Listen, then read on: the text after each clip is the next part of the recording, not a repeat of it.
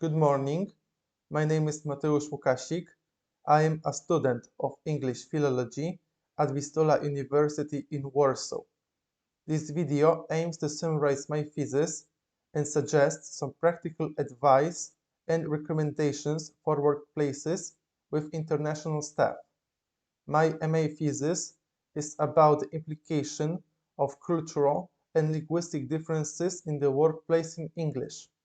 This work is based on the analysis of cultural dimensions created by the Dutch anthropologist Geert Hofstede. These include power distance, collectivism versus individualism, uncertainty avoidance, femininity versus masculinity, short-term versus long-term orientation, and restraint versus indulgence. The most recent research on these cultural dimensions was conducted in 2010 and updated in the third edition of Cultures and Organizations Software of the Mind. For today, I have done my own research on how these cultural differences are now affecting communication in the workplace. As a research material, I made a comparison of two countries, Poland and Germany, specifically of their respective cultures.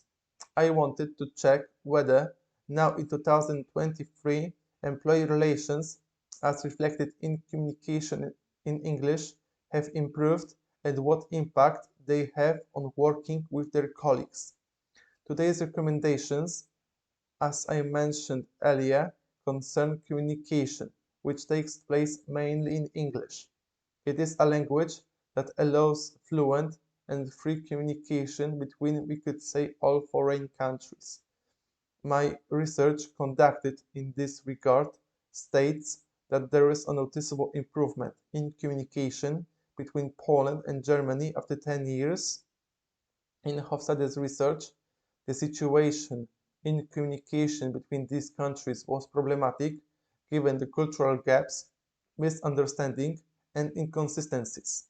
To conduct a deeper analysis of these issues, I designed and organized a questionnaire among Polish people from various environments. 90 respondents, various age groups from quite young, 20 years old, to much older, 50, 60 years old, working in business and international companies and cooperating with German colleagues. The respondent stated that today's communication is very good, but not yet perfect. Hofstade's observations as regards cultural dimensions such as power distance, individualism versus collectivism, and short-term versus long-term orientation for both Poland and Germany are still valid in Polish-German relations, and because of that, despite some language-related and cultural improvement, those aspects of working which involve these dimensions need further attention, which is possible thanks to better cooperation, so that they make business more effective. Therefore, in such a case, it is necessary to conduct trainings or workshops in international companies which focus on aspects of behavior reflecting power distance, individualism versus collectivism, and short-term versus long-term orientation. In my thesis, I also mentioned some proposals on what can be done to help facilitate communication between Polish and German employees in the workplace. In my questionnaire, the vast majority of respondents said that they rely on online communication rather than face-to-face communication. The best way to eliminate language and cultural barriers here should be the introduction of specialist workshops, integrations, and participation in projects. To improve the communication of English in business correspondence during training sessions, it would be an idea to invest in online tools and applications such as Grammarly, Web Business English, or Mondly to help improve and facilitate the ability to effectively use English in the workplace.